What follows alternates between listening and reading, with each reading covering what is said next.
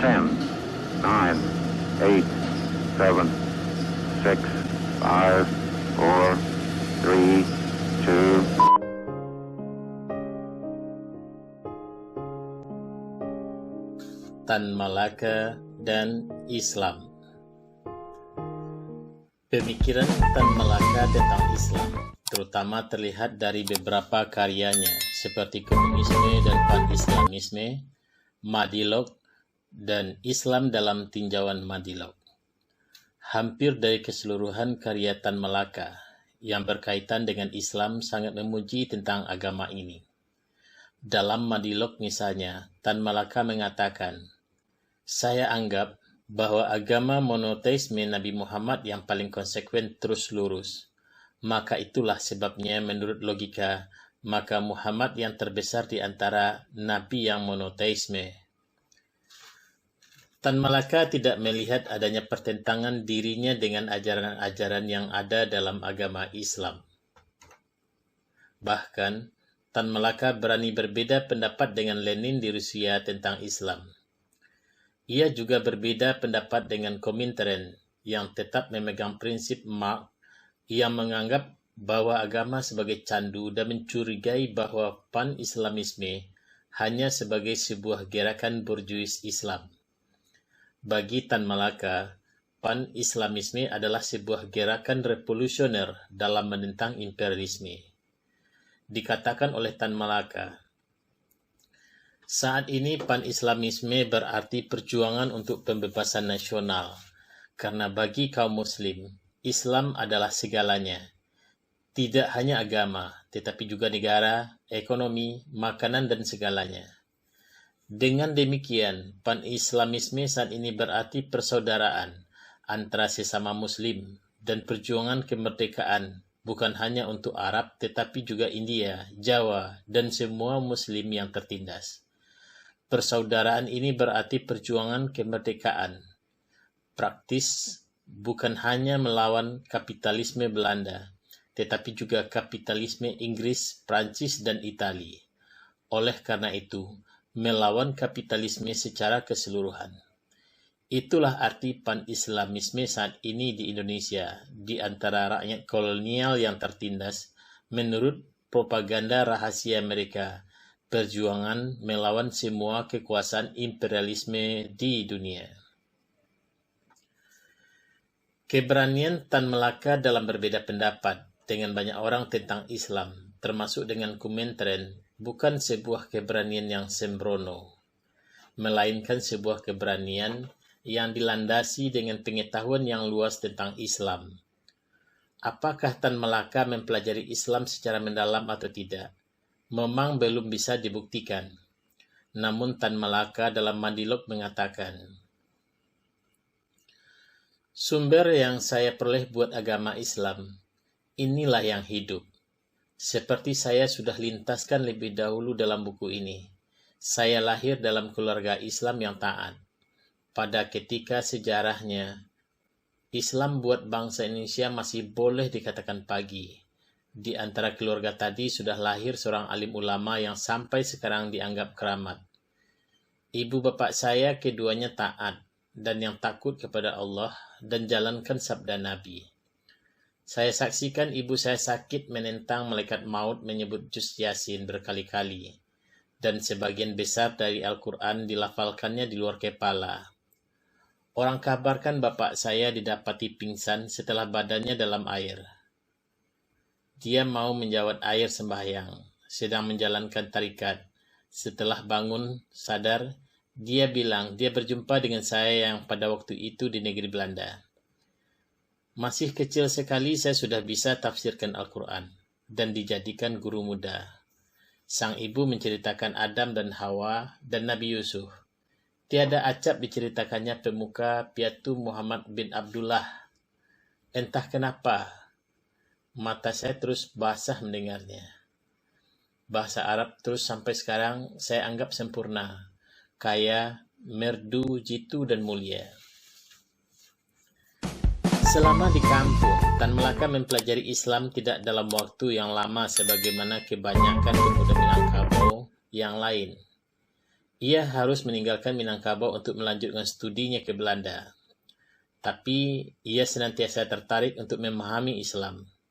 Dalam Madilog, Tan Malaka mengatakan, "Saya sendiri tiada sempat meneruskan pelajaran bahasa Arab yang saya pelajari berpuluh tahun yang silam dengan cara surau yang sederhana. Itu tentulah sekarang sudah melayang sama sekali. Tetapi semua perhubungan dengan Islam dan Arab dahulu di Eropa pasti mengambil perhatian saya.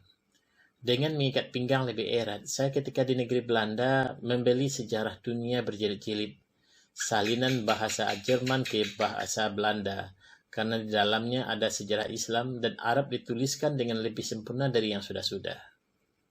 Tan Malaka, sebagaimana diakuinya dalam Madilog tadi, sewaktu masih kecil sudah bisa tafsir Al-Quran, dan ia malah ikut mengajar Al-Quran kepada temannya yang lain dalam posisi sebagai guru muda. Ia juga dilahirkan dalam keluarga penganut Islam yang taat. Menurut Zulhasril Nasir, dalam perjalanan sejarahnya tidak ditemukan satu kalimat pun perkataan Tan Malaka yang memusuhi Islam, apalagi tidak mengakui beragama Islam. Dalam sebuah pidato yang disampaikan pada Kongres Komunis Internasional ke-4 pada tanggal 12 November 1922, Tan Malaka mengatakan, "Kami telah ditanya di pertemuan-pertemuan publik, apakah Anda Muslim? Iya atau tidak? Apakah Anda percaya pada Tuhan? Iya atau tidak? Bagaimana menjawabnya? Saya katakan, ketika saya berdiri di depan Tuhan, saya adalah seorang Muslim. Tetapi ketika saya berdiri di depan banyak orang, saya bukan seorang Muslim. Karena Tuhan mengatakan bahwa banyak iblis di antara banyak manusia." Apa yang dikatakan Tan Malaka di hadapan tokoh-tokoh komunis dunia pada Kongres Komunis Internasional ke-4 menyiratkan bahwa sesungguhnya ia tetap seorang Muslim dan tidak pernah meninggalkan agama tersebut. Selama masa Jepang, seorang rekan yang pernah dekat dengan Tan Malaka mengatakan bahwa ia tidak tahu apakah Tan Malaka melaksanakan sholat setiap hari atau tidak. Tapi ia mengatakan bahwa Tan Malaka senantiasa melakukan sholat Jumat. Permasalahan Tan Malaka seorang yang beraliran komunis adalah masalah lain. Bisa saja komunis adalah sarana perjuangan bagi seorang Tan Malaka untuk memanifestasikan apa yang ada di pikirannya. Tapi Tan Malaka tidak pernah menyerang Islam. Sebaliknya ia justru berusaha untuk menyatukan antara Islam dengan komunis. Oleh karena itu, Tan Malaka agak kecewa ketika pihak Serikat Islam atau SI melaksanakan langkah disiplin partai. Tan Malaka mengatakan, "Memang susahlah menghilangkan sentimen dan mendapatkan persamaan berbentuk satu program yang tegas dan nyata dalam membangun organisasi, bagaimanapun juga." Kajian tentang Islamnya seorang Tan Malaka sampai sekarang masih dalam perdebatan. Tan Malaka sendiri sebenarnya telah menyatakan bahwa ia adalah seorang Muslim. Hal itu justru disampaikannya ketika ia berada di hadapan tokoh-tokoh komunis dunia di depan Kongres Komunis Internasional ke-4, sebagaimana yang telah kita sebutkan tadi. Ia dengan tegas menentang tesis yang didraft oleh Lenin dan diadopsi pada Kongres kedua, yang telah menekankan perlunya sebuah perjuangan melawan pan-Islamisme. Tan Malaka mengusulkan sebuah pendekatan yang lebih positif. Ia menawarkan bahwa dalam kondisi zaman itu, yang dibutuhkan bukan melakukan perlawanan terhadap Islam, karena hal itu berarti menambah jumlah lawan yang harus dihadapi oleh kaum komunis dunia.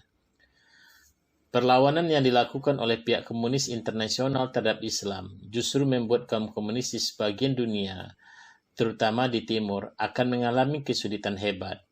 Seperti di Indonesia, salah satu dampak perlawanan sebagian tokoh komunis Indonesia telah menyebabkan perpisahan antara kaum komunis dengan Syarikat Islam. Perdebatan yang dilakukan oleh Tan Malaka terhadap ide Lenin yang menentang pan-Islamisme tidak saja dilakukan Tan Malaka karena mengharapkan keuntungan politis atas kerjasama yang terjalin. Akan tetapi lebih jauh, lebih dalam daripada itu, pengucilan kaum komunis dari gerakan Islam bagi Tan Malaka merupakan pengucilan terhadap dirinya sendiri. Bagaimanapun, Tan Malaka tidak bisa melepaskan diri dari Islam. Ia dilahirkan dari kalangan Islam yang taat dan mempelajari berbagai literatur tentang Islam, sebagaimana yang disampaikannya di hadapan Kongres Internasional keempat tersebut. Tan Malaka sebenarnya tetap sebagai Muslim, meskipun ia mengambil jalan komunis. Permasalahannya kemudian, apakah Tan Malaka benar-benar seorang Muslim? Banyak orang meragukan bahwa Tan Malaka seorang Muslim lantaran ia seorang komunis. Tapi, sepanjang literatur yang ditemukan dan berdasarkan pengakuan Tan Malaka di Kongres Internasional keempat sebagaimana yang telah dibahas sebelumnya, tidak ada alasan untuk menolak keislaman seorang Tan Malaka. Ketika mendapat pekerjaan di tambang arang Bayah, Tan Malaka oleh beberapa orang di sekitar Bayah diketahui tetap melaksanakan sholat Jumat. Memang orang tidak melihatnya melakukan sholat 5 waktu sehari semalam.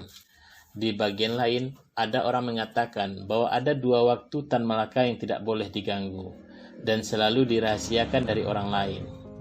2 kebiasaan tersebut adalah ketika ia sedang sholat dan ketika ia sedang menulis. Berdasarkan beberapa data yang telah kita sebutkan, maka dapat dikatakan bahwa Tan Malaka meskipun sebagai seorang komunis, ia tetap sebagai seorang Muslim. Ia mengamalkan Islam dengan cara yang dipahaminya sendiri.